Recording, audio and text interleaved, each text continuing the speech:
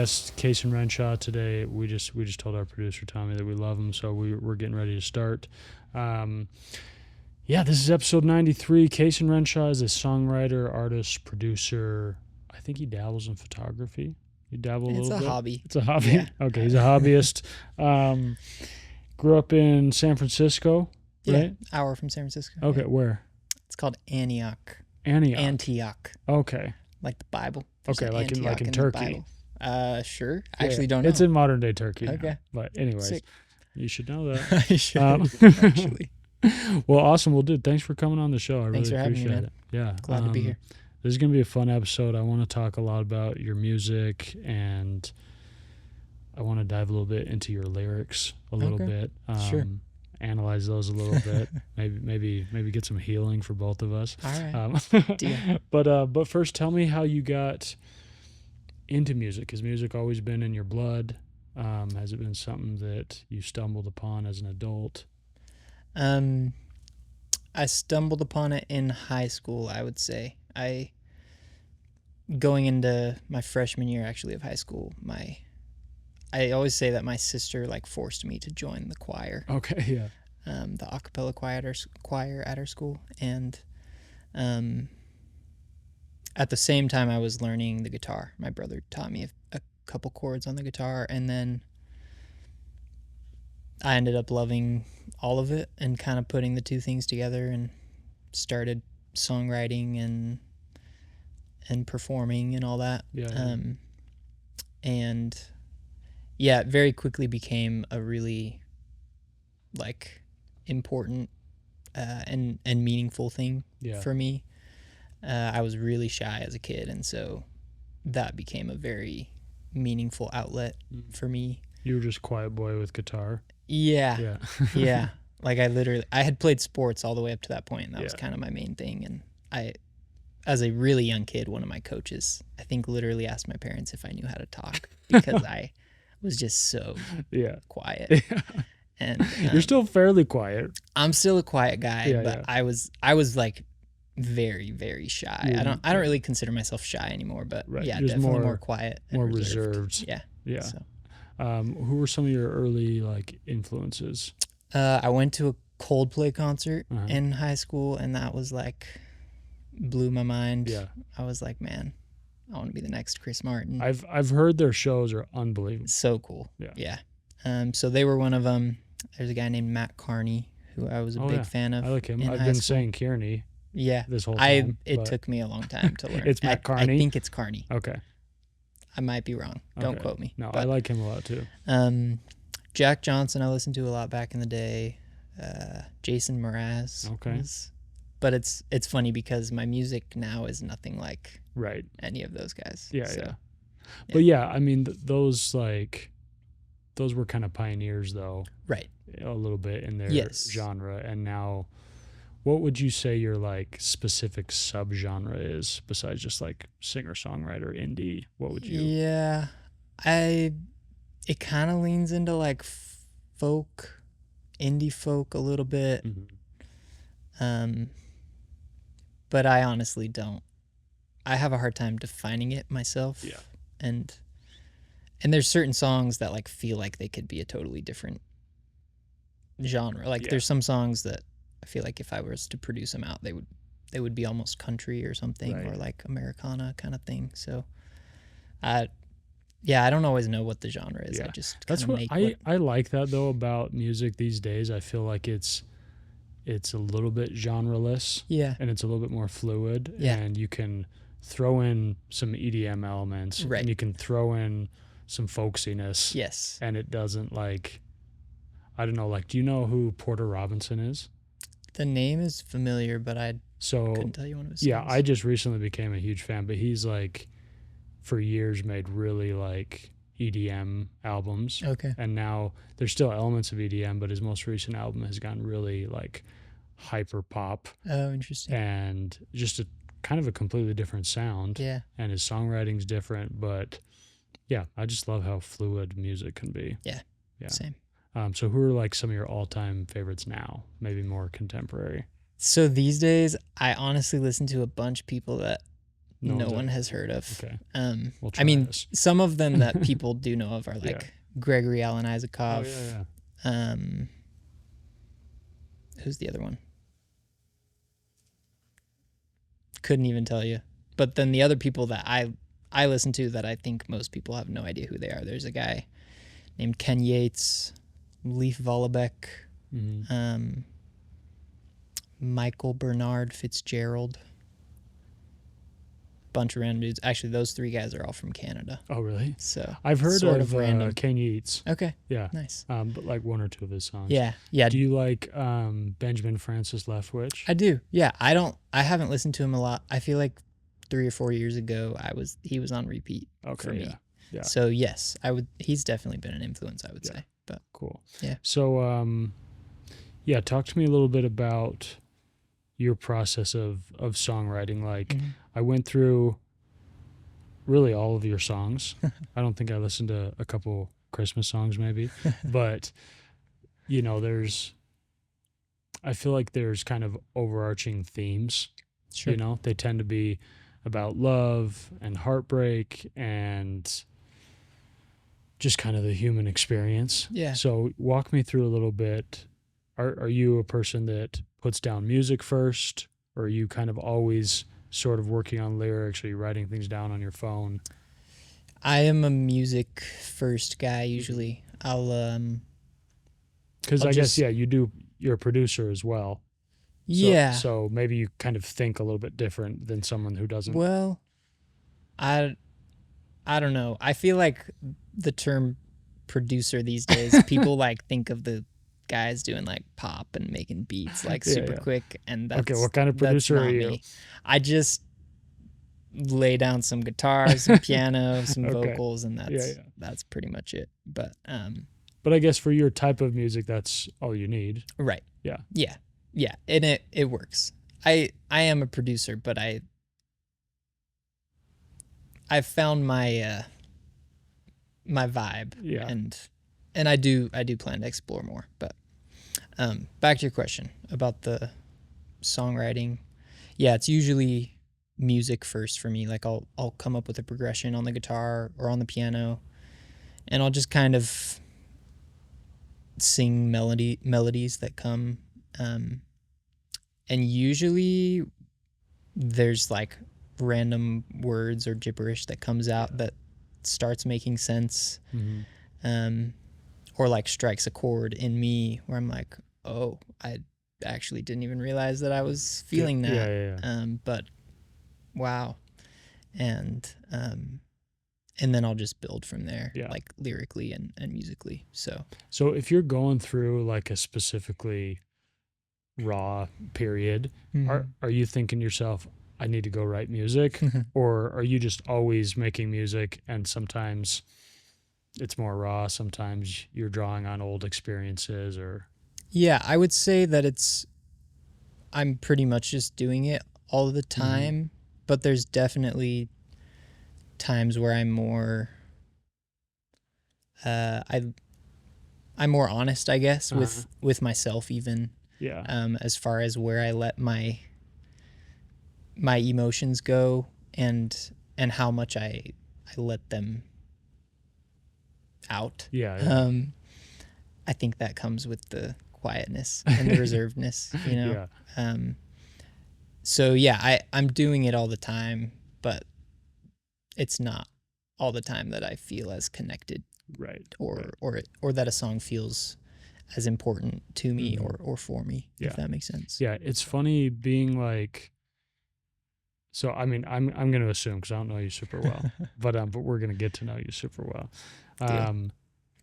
So being kind of a reserved person, do you feel like, because obviously through your music, you open wide open, right? And you're willing to share kind of your most inner thoughts and your darkest feelings. Do you feel like that's harder, like in person or with your friends or with relationships, or are you just an open person? That's interesting. I guess I've just gotten used to the idea of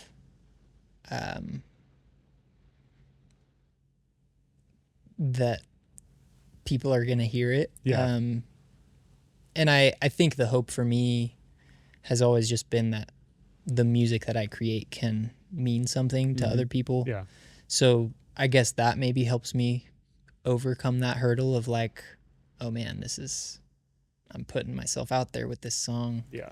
I think I try to see the importance of like, maybe this can be something for somebody. And I think I've just been doing it for so long, I guess, that I'm like, oh yeah, this is just what I do. Yeah. And I guess that's how I put myself out there. I feel like the lyrics though, they're not totally like cut and dry all the time. They're not like super straightforward. Sure. There's a lot of people can do some interpreting, I think. So yeah. Yeah. Yeah, it's funny. Sometimes like you'll be at like, you ever go to like a small indie show or something and you see somebody singing and you can tell like they're just singing about devastation. But for some reason, hearing the lyrics come out of their mouth, you don't really look at them and say like, oh, what, like how embarrassing this guy's really going through it. You're just like, wow, like I feel that way too. Exactly. And that's the power of music. Yeah. Like it's so cool because I'm sure there's bits and pieces of you that at times is like nervous to like expose yourself so much. Yeah. But I'm sure the feedback you get is always so positive, and it's never like, oh, like what an idiot, you're heartbroken, even though you feel kind of embarrassed sometimes. Yeah. Like you really don't have a reason to. Yeah. Yeah, I agree. I hadn't really thought of it like that before, but I absolutely can think of so many times when I've heard a song or been at a show and heard someone play and I'm like, yeah, they're being very vulnerable, but it's always just like, wow, like you said that really well. Yeah. And I wish that I figured out how to say that the way that you did. Yeah, if anything, I'm just jealous. I'm just upset. But yeah, I feel like there's never like a, whoa, you said a little too much there. Yeah. At least for me, I don't know. Yeah. There probably are times where that could happen, but yeah. I think that's the cool thing about just openness and vulnerability. Like, I think your gut reaction is when I share too much, people are going to think like I'm weak or I'm foolish or I'm a simp or whatever. Yeah. But usually people are just like, oh, like I've felt that too. Like that's cool that he's actually saying it. Yeah. You know, like I remember my most recent devastating breakup, we'll say, for lack of a softer term. I was actually thinking about this today. I was like, dude, I'm actually lucky. It happened in a period where I hadn't teamed up with Tommy as a producer, and so I was doing episodes just a little more sporadically. Sure. And I remember thinking, I'm almost glad I haven't done any episodes like weeks after it happened, because I would be open to talking about it, but I like might tear up. I might like it, and in doing that, you feel embarrassed. Yeah. Because you're like, I don't know. It's so silly to feel embarrassed because you're like, oh, I'm sorry, I'm deeply affected by this emotional event that happened in my life. Yeah.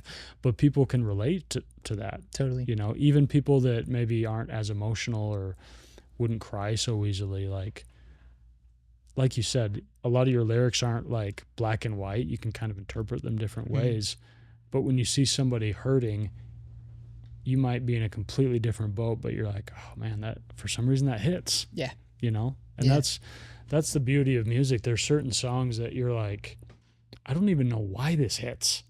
I don't know why this is affecting me, but it is. Yeah. Like, let me tell you a lyric of yours that hit me like a bag of cinder blocks. All right. In your song Lover, which I love. Thank you. You just say like, it's colder than I could imagine. And I don't know, maybe you're talking about winter or seasons or like a girl being cold to you or the coldness of a breakup or the coldness of two people going in two different directions. and kind of the shock of the cold Yeah. and the bitterness. But I was just like, it's such a simple lyric, like you said, that could be taken a bunch of ways. Yeah. But I was like, it was colder than I could imagine. He's right. Dang it. Yeah. Tell me a little bit about that lyric. Yeah. So that one actually You're wasn't. like, it's just about snow. There was. I'm Yeah. gonna be pissed. Yeah. It was in like January. Yeah. It wasn't actually like. There wasn't even like a relationship of mine at the time. There was kind of like a situation that was. It was 2020, so you know, weird year. But my sister also was like going through a divorce at the time, and I remember that being what was kind of on my mind more as I was writing that. And she's pretty open about all this too, so I feel okay talking about it. But that was her second divorce. Yeah. And I just remember feeling, and certainly I don't understand what that was like for her. I haven't been through a divorce at all. But I just remember feeling a lot of heaviness, I guess, for her at the time, and just knowing how hard that was for her. And I guess that was kind of where the colder than you could imagine line came from. Yeah. That's cool. Okay, I'm going to tell you my 3 favorite songs of yours. Okay. So Lover's up there, and then Back to You, and then Hurting Takes Some Time to Heal. That was really, really moving song. Thanks. Yeah, so I wanted to ask you about another lyric from Hurting Takes Some Time to Heal. Yeah. You say, everybody's got someone that they wish they could call when tears turn into waterfalls. And that made me think, like, okay, I'm going through a breakup, I'm heartbroken. The person I want to call is the person that just broke up with me, right? Yeah. The person that just destroyed me.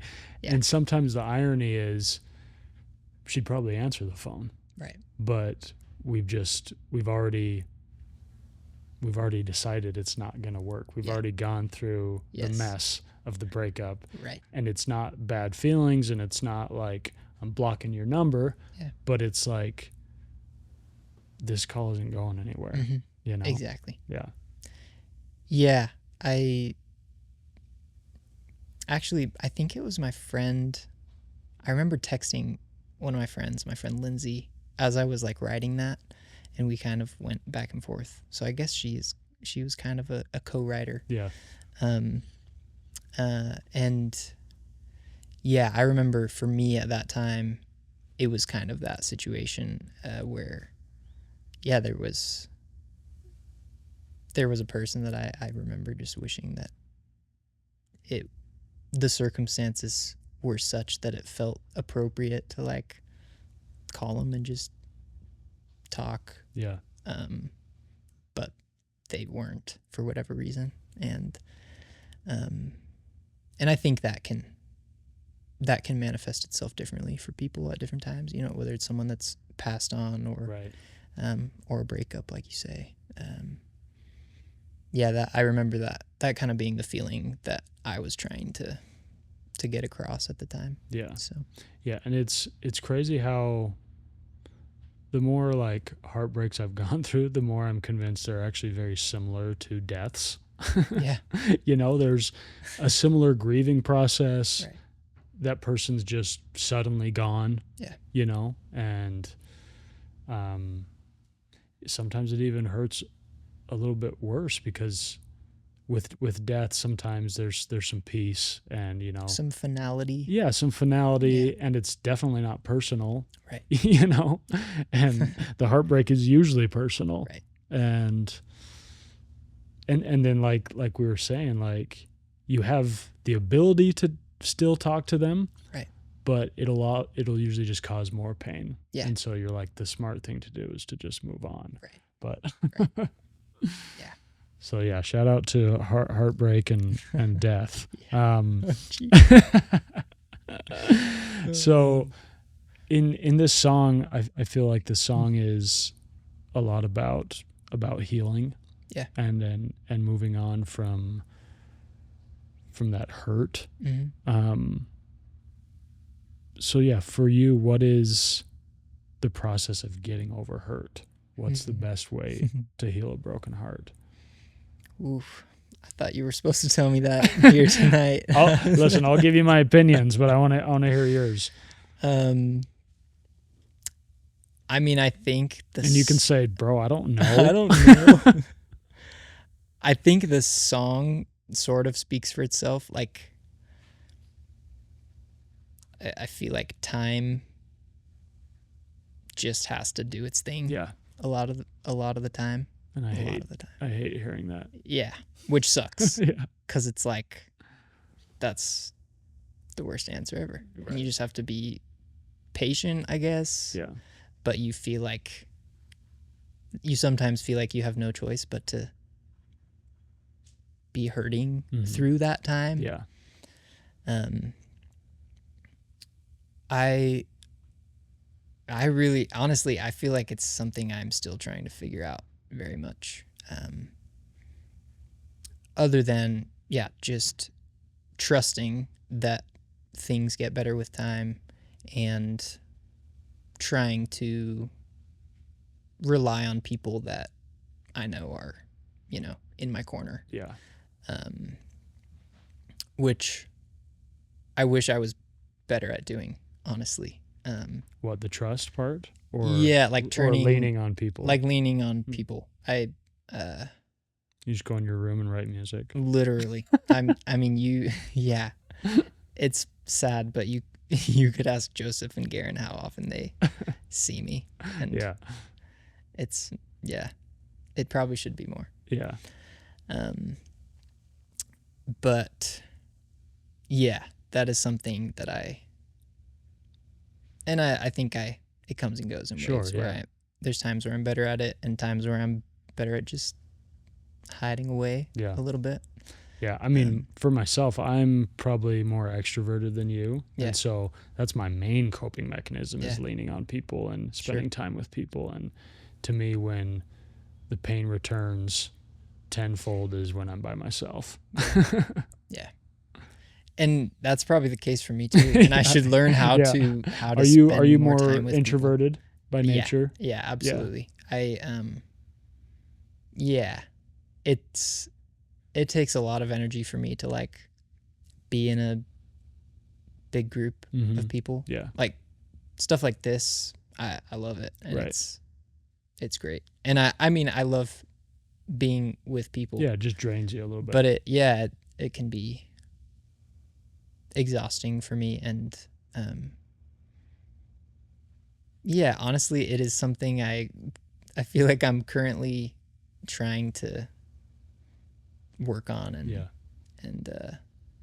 get through. So if you've got any pointers, I'd love to hear them. I guess our personalities are a little different. Right. But I mean, okay, in addition to just like leaning on people and spending time with friends, like for me, unfortunately, like you said, time is the ultimate healer, I think. Yeah. But in the meantime, it's like, well, what the hell do I do? Right. To me, I think it's about finding joy in as many things as you can. Yeah. And because even if you get a ton of joy and fulfillment out of music and producing, you still like can only do that so many hours a day. Yeah. Right. And so to me, you have to find joy in getting lunch. Right. You have to find joy in going for a walk or working out or reading. Like you just because when your heart's hurting, I feel like it's easy for a lot of things in your life to become a little dull and a little there's just a little bit less life in certain things. And so I think you have to kind of like go on the offensive and have to kind of pursue joy. Yeah. Be a little more proactive. Yeah, with it. instead of just hoping things make you happy. Totally. Like you have to go find it. Yeah. Here's another question. I think this is something I struggle with too, and I go back and forth. But I guess my question is, when you're trying to get over somebody that you know, like, it's over, bro. Like, it's time to move on. Yeah. Do you allow yourself to think about them a lot and to think about those memories and the good times? Or is that unhealthy? Is that just retarding your process? Another great question. I think for me, it's not the most helpful. And probably because I spend a lot of time alone, that when my mind goes there, then it just stays there. Yeah, it stays there. Yeah. And goes down deep rabbit holes. Exactly. Yeah. And at least that's the case. And maybe it depends on how much time has passed. Yeah. I think that also is a factor. But yeah, I don't know if that makes sense. Yeah, totally. And I do think that there's some healing in feeling gratitude for whatever good you did have. Yeah. Instead of focusing on the sadness or Absolutely. the resentment. Yeah. Because even if you think like, and I'm assuming, I'm talking about, you being on, the jilted side of things, but even if you're like, yeah, I'd get back with this person tomorrow, it's easy to lean on resentment and bitterness and even anger, right? Because this person ended things with me and they threw away this beautiful thing and they discarded this wonderful love, and they have, it's easy to kind of lean into that, right, and kind of villainize them. Yeah. Because I think that's easier than being like, no, they were perfect. Right. And I just wasn't enough. Yeah. And so I struggle with that balance of like, I want to be a realist. I want to be honest with myself and not just like paint this perfect picture of what it was. But I also want to be grateful and realize how beautiful it was. But sometimes in that gratitude, I can fall into just kind of reminiscing and wishing on the past. Right. And that's not super healthy either. Yeah.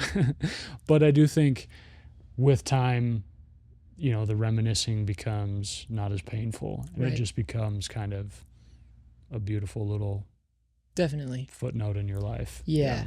Yeah, it seems like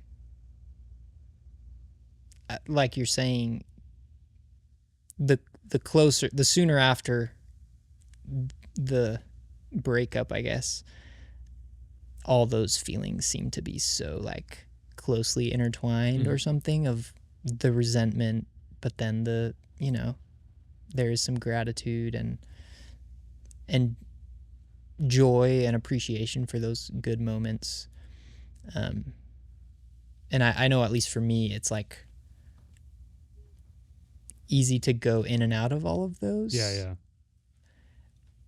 But I think I've felt that the more time that passes, the more that those kind of seem to separate, I guess. Yeah. To a point where I've been able to like, I guess choose more intentionally which thing I'm feeling, or which emotion I'm if it's gratitude or if it's resentment, and trying to lean more into the gratitude thing. Yeah. So yeah. I love this line. What song was it? In All You Need. And I was wondering if you stole it from Coldplay, but where you say it hurts like heaven. Oh. But I don't know. It's funny. That's the first time I heard it was with Coldplay. Yeah. But I don't know if it's a phrase that other people use. I actually don't either. Yeah. But I really love it, and I want to know your take on kind of what does that mean for something to hurt like heaven. I think when I wrote it, it was kind of like the idea that like it hurts a lot, but I guess the heaven part being like, it's the right thing. Like you know, this is where, this is the path you should be taking. But it doesn't make it hurt any less. Yeah. I think that was, for me, the feeling I was trying to get across. Yeah. But I have no idea if it is an actual saying. Right. And I should try to figure out what Coldplay is saying in their song, because I know what song you're talking about. Yeah. Because I've wondered, is it just, kind of the opposite of it hurts like hell? Right. But I do like that, where I think sometimes to get to heaven, you have to have a lot of hurt. Right. And to feel, to experience paradise, to experience euphoric feelings, you have to go through hell and through hurt. And so sometimes the hurt is heaven-like, and sometimes it's hell-like, because it's not leading you to a good place, it's leading you to a bad place. Right. So yeah, maybe there's hell hurt and heaven hurt. I guess, yeah.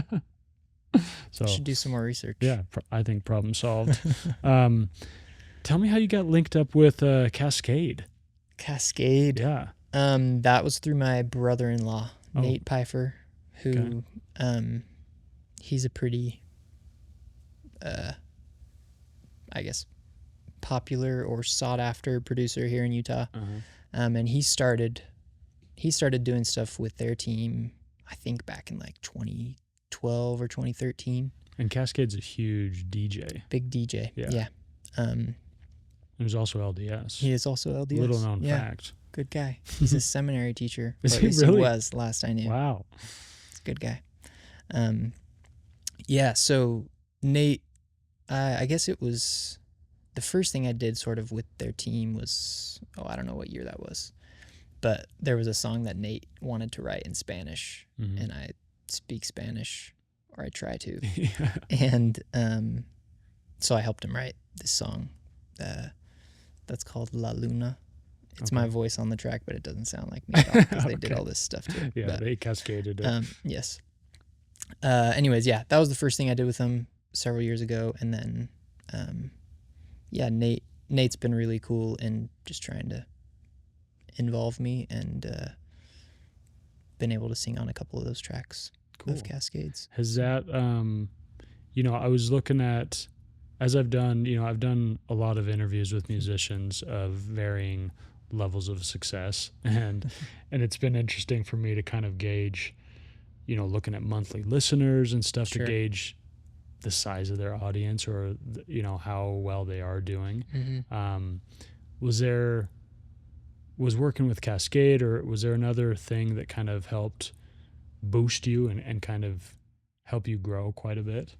I would say, or is it just honestly, there's like three projects I've worked on that, I would say have helped. Yeah. So Cascade is one of them. I've sung on some stuff for the church, which, honestly, a lot of times I tell people that my monthly listener count is kind of, it's inflated. Like it's, because it's like songs you're featured on, right? Yeah. Does that count towards your monthly listeners? It does. Okay. Yeah. Well, honestly, sometimes some of the ways that you can like submit songs in different ways, and like different ways of showing features, and I don't totally know, honestly. Right. But yes, I think like the feature with Cascade does contribute to it. And then I've done some stuff with our friend Alex, who has a pretty big Spotify listening. Alex who? Xander. Oh, okay. So yeah, those three things have helped inflate that number, I guess, and probably made me look a lot more successful than I am. Well, no, this podcast is going to inflate you. That's what we're hoping for. What do you, when you're looking for love and you're in the dating field, you're in the market, what are kind of the most important things you're looking for? It took me a long time to like really figure it out. Yeah. Or like really define it. Mm-hmm. Did you think you used to know? I think, yeah. I used to think that I knew. Yeah. But honestly, it's just been in the last couple years that I feel like I was really able to like define it. Yeah. Is that because you just hadn't really experienced it yet? Maybe. The things you want? That could be. Or, well, that's a good question. I actually don't know. Mm-hmm. But yeah, wait, do you want me to share the things that yeah. So actually this is good. You're reminding me of my goals and desires. One of the big ones is just kindness. Mm-hmm. That's a really big one for me. There's light. They have light. That's a big one for me. What do you expound on that a little bit? Sometimes I don't know how to explain it. I feel like there's certain times where I meet someone and I'm like, oh yeah, light. I think for me, I just like feel a goodness and positivity from them.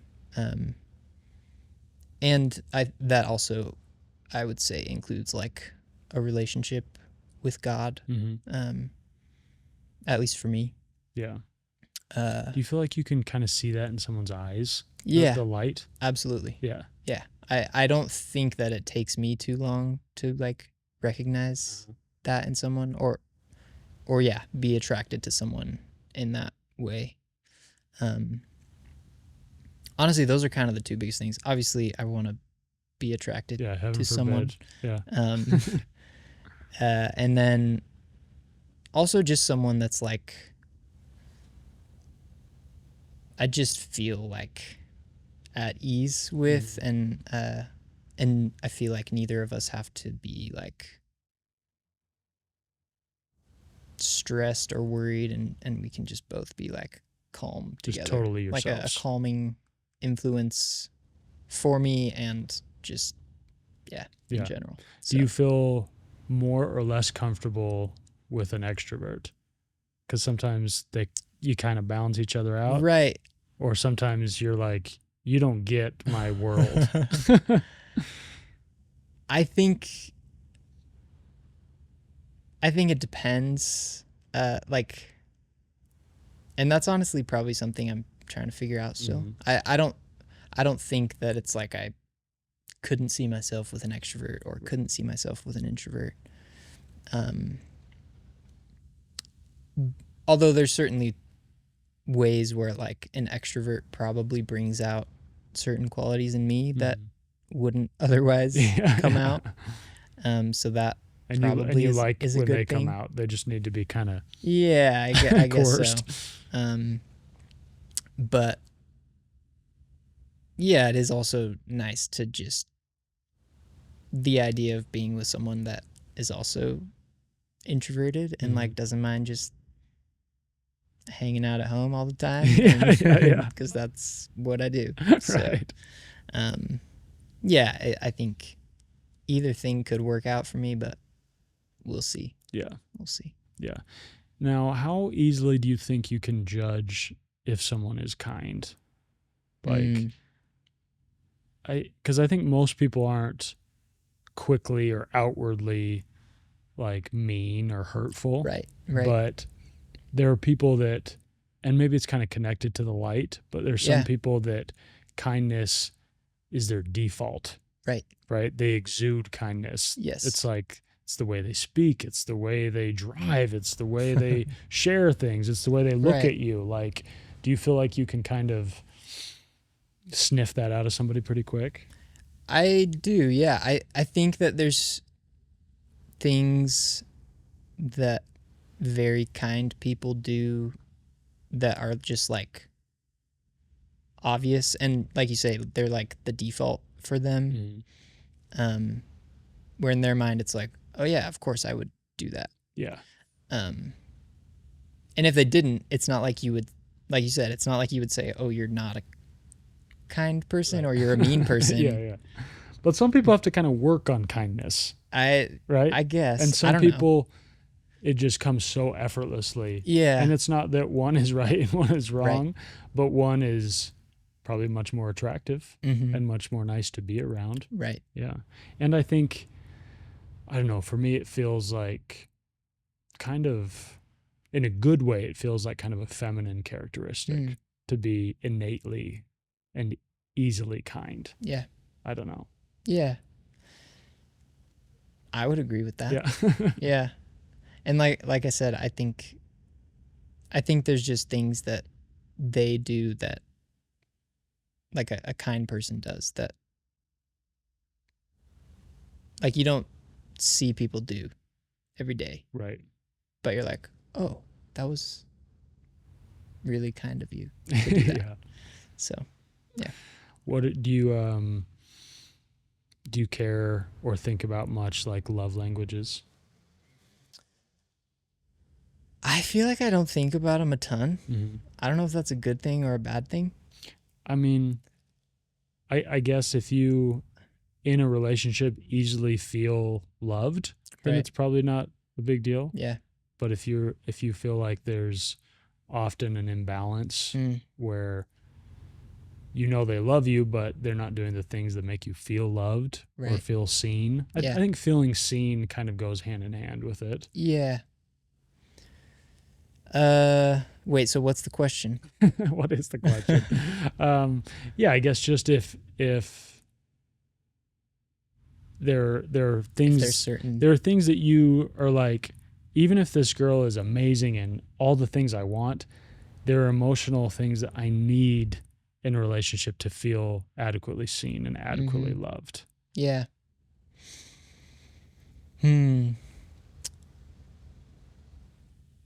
Yeah, I feel like anytime I start thinking about the love language thing, like I've taken the quizzes. Yeah. And this applies to me with a quiz about love languages or a quiz about like my personality type where I feel like it depends on I never I'm always like, wait, but I could say this or I could say that and like both would be equally true for me. And then I always feel like all 5 love languages apply to me. Yeah. But I think in the same way with what I was saying about the kindness, it's almost like there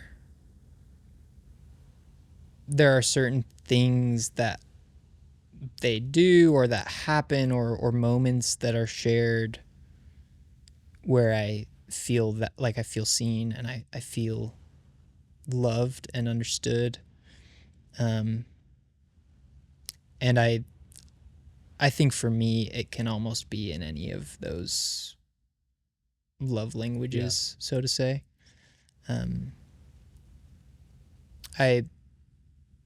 One thing I realized recently is that maybe acts of service is higher on my list than I realized before. Simply because I'm not good at showing what I need or want. Yeah. And so for someone to like see a need and just act on and it. intentionally fill it and act on it feels really meaningful to me, I think. So, So what are the things that for you make you feel the most seen in a relationship? And this could even be a close friendship. Right. Or a romantic relationship.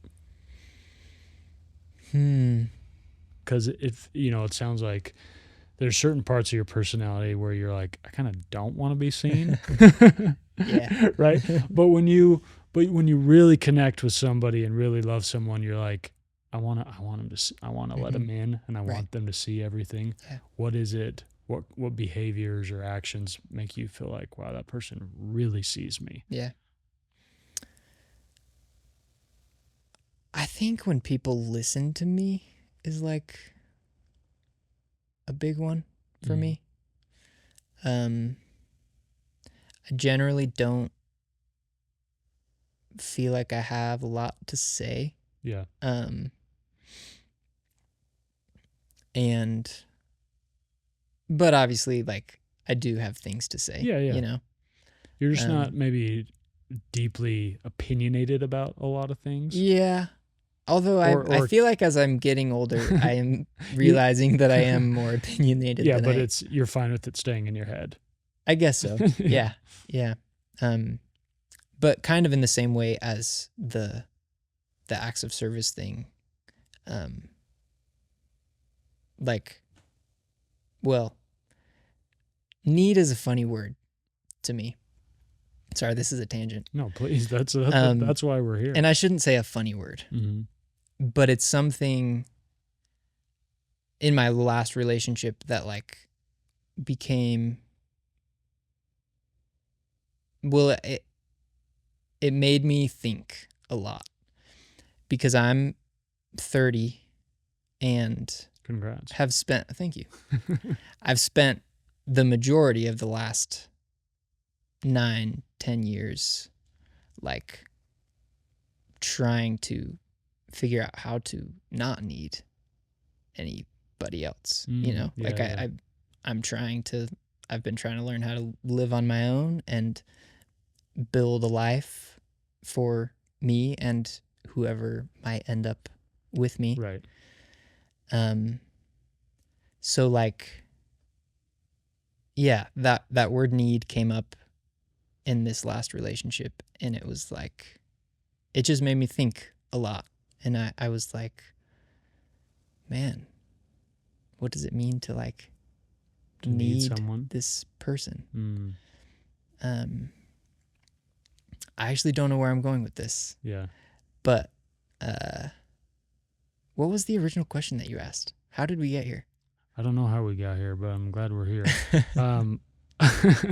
Don't worry about the original question. Okay. I think, it's curious because if you're sort of perpetually single, even if you have lots of relationships, but you're unmarried for a lot of years, it's easy you kind of have to develop a life where you're happy outside of a relationship, right? Yeah. And so you have to be able to be like, yeah, I want this, but I don't need any relationship, right? Because if I do, if I truly need it, then I'm just going to be miserable, right? Because my needs aren't met, Yeah. And so it is interesting when then a person comes along and you're like, okay, now do I need this person, or are they just kind of a cherry on top? They're nice, they're a bonus, But I think. And this is just me, but I think when it's a really special, rare kind of love, you start to need the person in a good way. Yeah. I think there's good ways to need things. Right. And I say you need them because if you remove them from the equation, all of a sudden you're way worse off. And it's not that it's not that you're a trash person without them, but it's because they make you better. Yeah. And you're a better version with them. Right. You're happier with them. And so you do, in a way, kind of need them. And that's a really precarious place to find yourself. Yeah.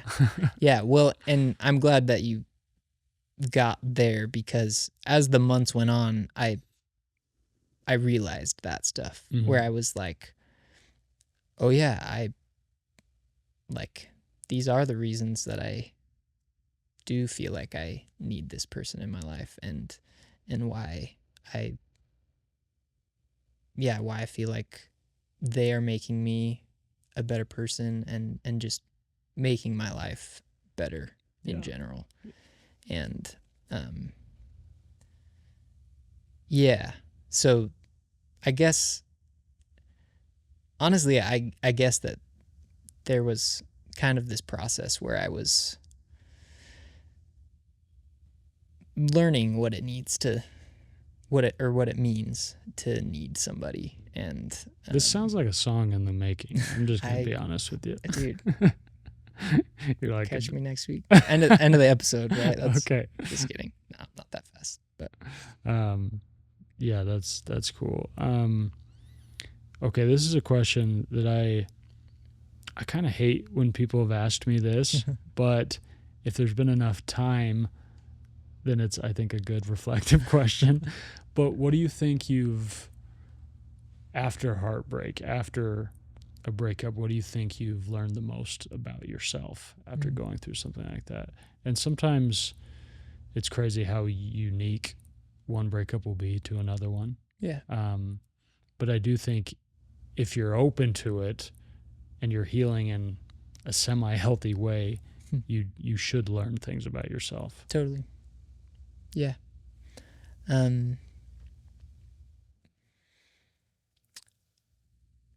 Well, I feel like for me it's like it's a combination of things that I learned in the relationship and kind of trying to apply those moving forward. Yeah. I guess like the need thing. Obviously I've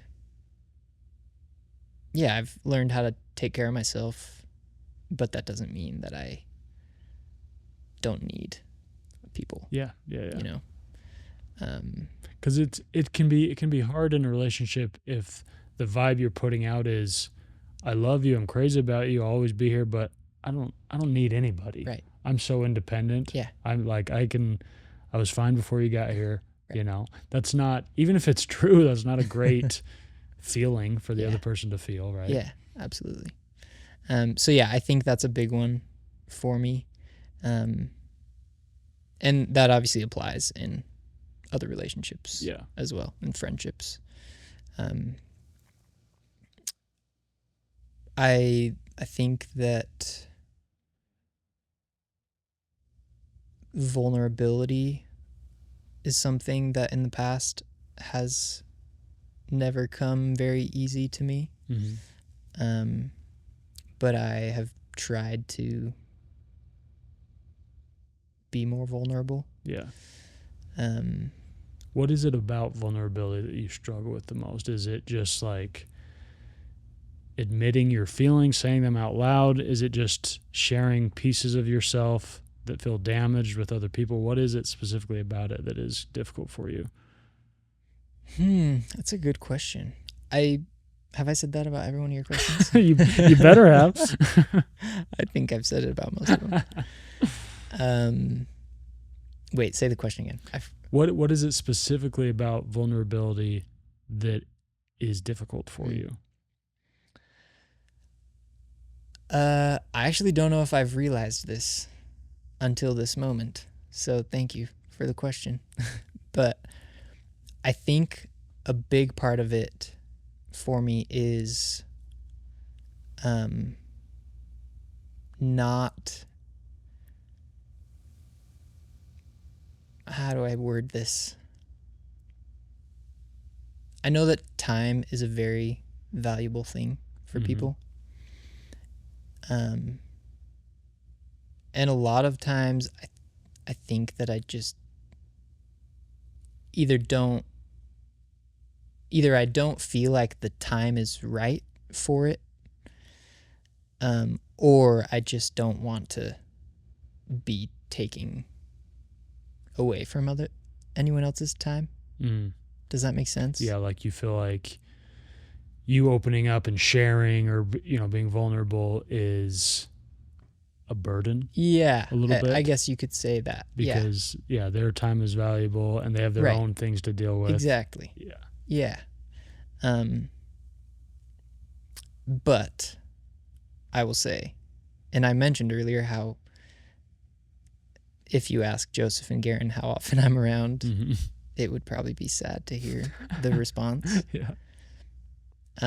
But that's one thing I've been really grateful for, is that I think I have, and I mean, we've been good friends for a few years now. But I think that I've learned and grown to be able to just be that completely around them, like be completely vulnerable with them, which I'm, really, really grateful for. Yeah. Do you think that's helped you in romantic relationships? Yeah. Well, and I do think that vulnerability has grown since this last relationship. Yeah. Like, so yeah, I would say yes, absolutely. But even I feel like the vulnerability with them has grown, at least my end of it. And I think we would all three feel the same way. Yeah. But yeah, I do think friendship is a really great analog to a romantic relationship. Like, I think you can almost take, like, besides, the intimacy and attraction and stuff, like, I think you can almost take any part of friendship and put it towards a romantic relationship. And so to me, like, for people that are struggling with, like, finding good partners and good relationships and healthy relationships that aren't toxic, like, look at your friendships. Yeah. I would say, because I think if you can be a really good friend, you can be a really good partner, a really good lover. Like, the same elements apply: the selflessness, the sharing, the openness, the vulnerability. It's all the same. And we all have friends where we're not that open with and not that vulnerable with, and you can still be good friends, but there's always just kind of like, you have a certain level of friends where you're like, we can go anywhere, and we do. Yeah. And there's other friends I care about almost just as much, but we don't go there. Yeah. Yeah. And I think that's okay, but you can tell a difference with the ones that you can kind of go anywhere with. Yeah, definitely. Yeah. Yeah.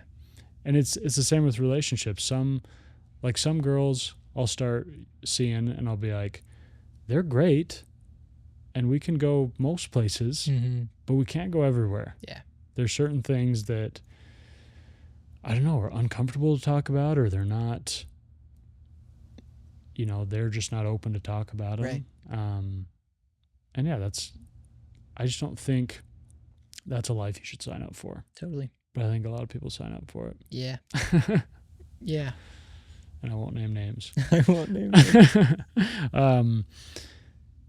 Tell me you've mentioned it, but tell me what role God has in your life. Gonna do the vulnerable thing. Please.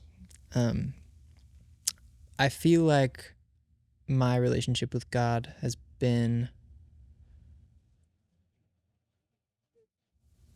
I don't know, interesting. Maybe interesting isn't the right word. Different than I expected in recent years, and probably different than what is perceived by people, if that makes sense.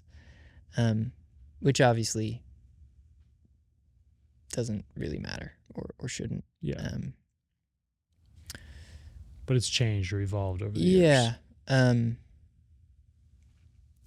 And honestly, I feel like the biggest thing is that I've been realizing recently that, or just started to be more honest with myself about where I'm at with him, and how much work I'm actually putting in to try to have that relationship, if that makes sense. Yeah. And how much I desire that. Yeah. If that makes sense. But yeah, honestly, it's just been in the last few weeks that I have tried to be more, I was going to say more disciplined, but I don't know that I like that term for it. Yeah. Maybe just more dedicated in my seeking that relationship. Yeah. Prioritizing it. Yeah. And it has been really good to like feel like I'm actually doing something. Yeah. to that's not a one-sided relationship. Yeah. I've always, been, I've always believed in God, and like he has been a huge part of my life. Yeah. Through all the stuff. But I've realized recently that I need and want to be more, just more dedicated to seeking him and following him. Yeah. So what was the, you said this was like a few weeks ago. What was the impetus for this? I don't know, honestly. Yeah. I think it has been a long time coming. Mm-hmm.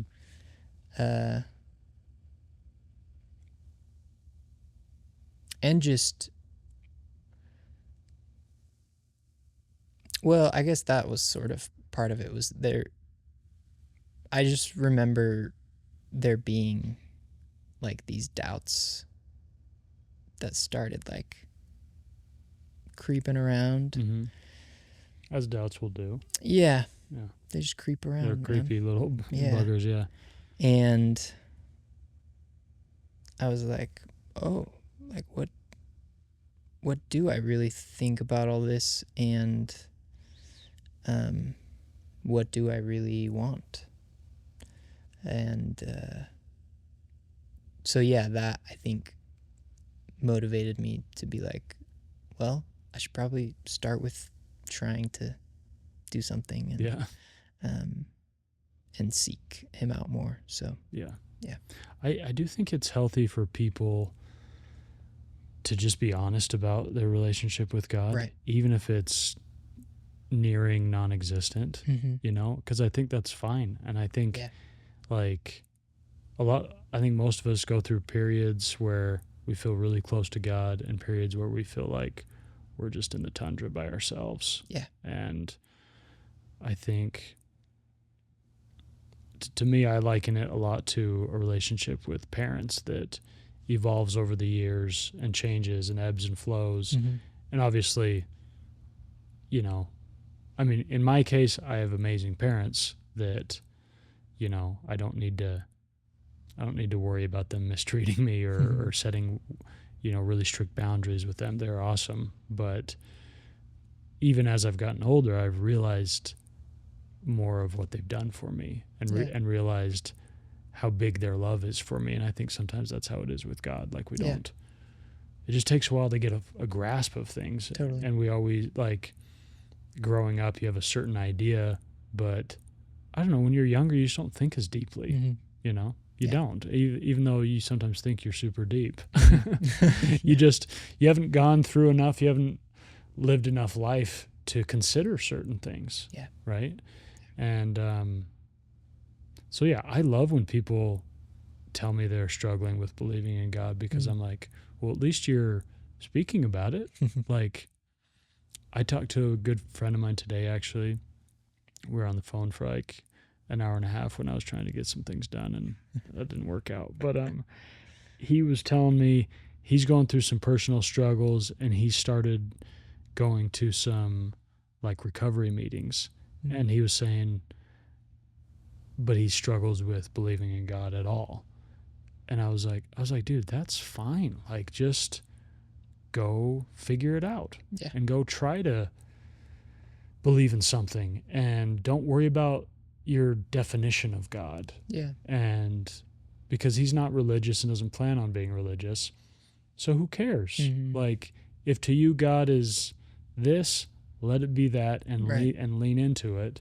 And don't worry about defining it for other people or finding your spot in religion. Yeah. Just go try to be closer with Mm-hmm. whatever you think God is. Yeah. Yeah, Totally. I want to read this quote to you that I read the other day. It's just this tiny line it's like from one of my favorite passages in all of fiction. Okay. And it was just such a cool line that like stuck out to me, and I wanted to hear your thoughts. He's basically just, the story is about like or at least this chapter, he's talking about this young girl, and she's kind of in this tumultuous life. She lives in a trailer park with sort of an addictive mother and toxic boyfriends coming in, and there's sexual abuse and there's violence, and it's just kind of this chaotic world this young girl is living in. And the author described her as an unbound genius larger than any sun. And I thought, I read it a few times. I'm like, this is describing like a 13-year-old girl that lives in a trailer park, and he calls her an unbound genius larger than any sun. So yeah, just wanted, do you have any initial thoughts on hearing something like that? Can you read it one more time? Maybe 2 more times? An unbound genius larger than any sun. An unbound genius larger than any sun. Yeah. He's saying this about this little girl. Yeah. I mean, I'll tell you what I think first. To me, and this is a very poetic, descriptive writer that's often cryptic and archaic, and like he goes really deep with things. But to me, I'm like, you're reading this story and you're just kind of feeling bad for this girl, and you're really just trying to empathize with her plight. But I just love the idea that especially someone so young has genius within them, and has all the power and light in the world within them. It's unbound, but I think sometimes we feel bound by our circumstances. Right. And so I don't know why it resonated so much with me. I guess that's why I wanted to share it with you. But an unbound genius larger than any sun. Yeah. Well, I feel like as a kid, I think that's often when you are the most unbound. Mm-hmm.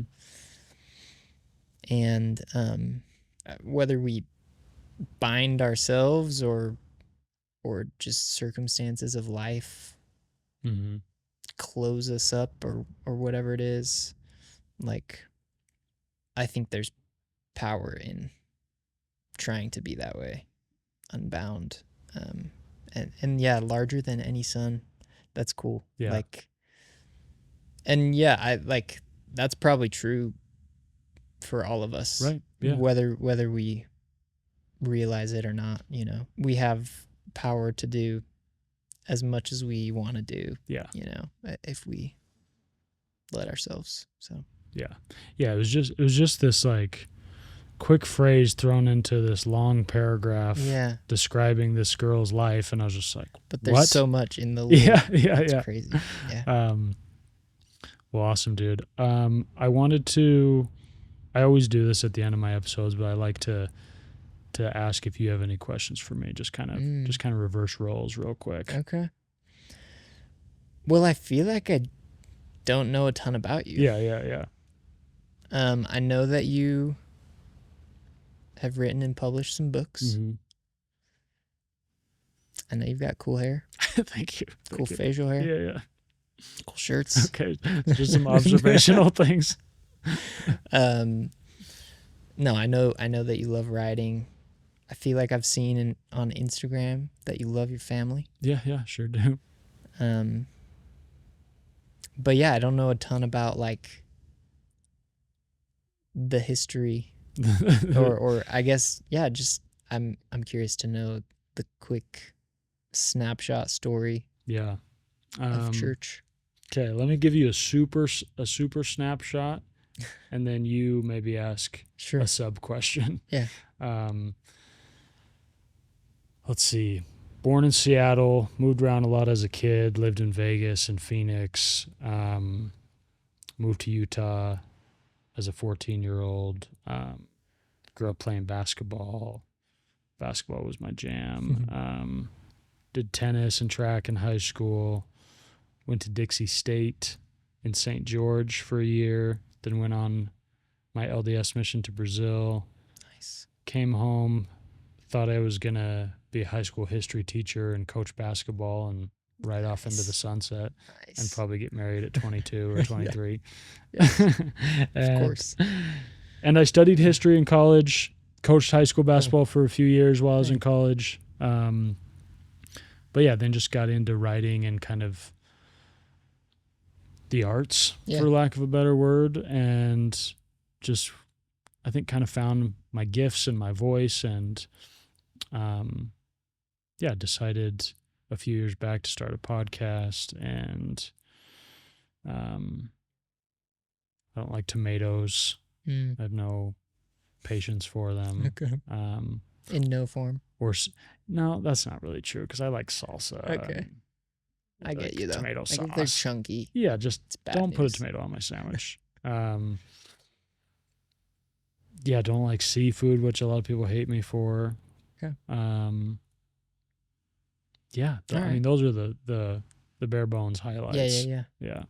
That's cool. Yeah. I had no idea about I mean, I see it now, the basketball thing. Yeah. But I'm like semi-tall for an adult male. Yeah. Yeah. This doesn't really have anything to do with what your snapshot, but what has been the drive behind this podcast, and what's the why of the podcast, I guess? It's funny you ask, because so many people ask that as really? their question. Yeah. Maybe I should ask something else. No, it's just which means, like, I don't know, people are asking it for a reason, I guess. But I mean, you can. I guess I didn't listen to a full. No, you're episodes. I mean, you can think of something else if you want, but I'll answer it. I think it's changed over time. I think when I first started it, it was just kind of a fun thing to do, and I thought, I like talking to people. I like exploring topics. I like interviewing people, and I also think, having been on a million dates in my life, you become kind of a professional interviewer, right? or at least for myself, I got bored with just asking surface questions. Sure. And so 100%. I think I found in all my relationships as I've gotten older, I just don't really care about the really simple get to know you questions. Right. I don't really care where you're from. It doesn't make a difference, at least. Like, it's interesting at first. Oh, you're from San Francisco. What's the name of your little town? Antioch. Yeah. Cool. Yeah. No, I totally get you. I really want to know, like, what makes you sad? Right. What makes you struggle to be vulnerable? Like, these are the things I care about. And I think I've always liked people, and I've liked talking to people, but I think as I've gotten older, I've realized how much I like just asking people why, and making people think, and because it in turn makes me think, and makes me ask questions for myself. And so it is kind of a selfish endeavor, but yeah. Well, I think it does not come across that way. Right. No, it's an added bonus, right? It's like, I'm sure it's like your music. It's like, ultimately you're doing it for you. Yeah. But it's beautiful when it connects with people and absolutely, and changes people's day, and and you kind of do it for both reasons, and you kind of have to. Yeah. And because otherwise, like, to me, that's when something is like truly fulfilling. It's like you do it for yourself and you do it for other people. Yeah. And that's kind of, I think, the same in a relationship. You give and you serve and you love this person for them, to serve them, but you also do it because, man, it makes you feel good and it makes you happy. Yeah. That's cool that you connect those two things. And it totally makes sense. Yeah. I definitely, that resonates with me, the doing it for myself and for other people, because I very much feel that way about music, and like I think it ends up being more meaningful for other people if we make it meaningful to ourselves. 100%. Yeah. And I've just found that, and I've found that it's easier to create when I'm not trying to please anybody, Yeah. So, well, yeah, I joke around saying it's a selfish act, but I do think when you're fully investing yourself in Yeah. something, like you could say it's selfish because you're just thinking about yourself, but Sure. it ultimately makes you a better version of yourself Right. that you can share with other people Right. and you can help other people. Like Yeah. this girl messaged me today and she was asking me, I think she listened to a little clip of the podcast and she was asking how to deal with singleness and loneliness, and I told her, I was like, well, I don't know. just be sad. No, I said it's hard and it takes time, and I threw some platitudes at her, but I said I do think it's important to work on yourself and become the best version of yourself, because then you become an amazing partner, Mm-hmm. and you can give more in a relationship. And so I think, like, if you want to like have a better marriage, have a better relationship, like it usually starts with you, Right. like just doing the work yourself. And Yeah. you can call that selfish, but it ultimately becomes altruistic. Absolutely. You know. Yeah. Well, Cayson, thanks so much for coming on. Thanks for having me, man. You're gonna play a song for us. I'd love to. Have you decided Yeah. what song?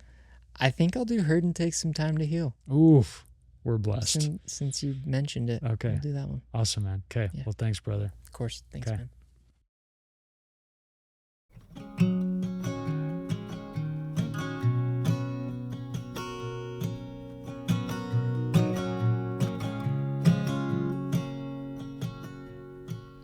Everybody's got a problem that they don't know how to solve.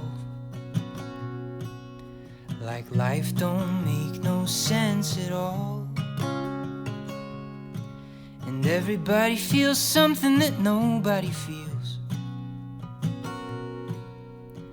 Hurting takes some time to heal.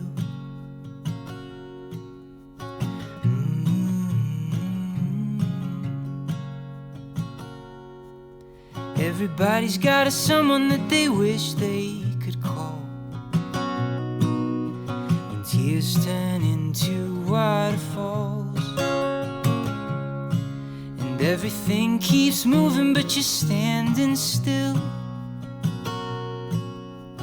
Hurting takes some time to heal. Oh, oh, oh.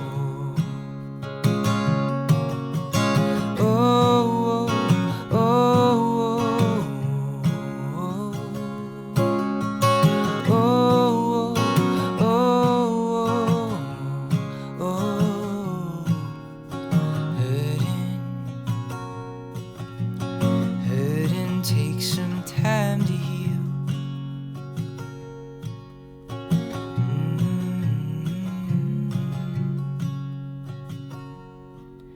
Are you going through something that weighs on your mind? When any consolation isn't easy to find, but you never want to show it and you keep it concealed. Hurting takes some time to heal. Oh, oh, oh,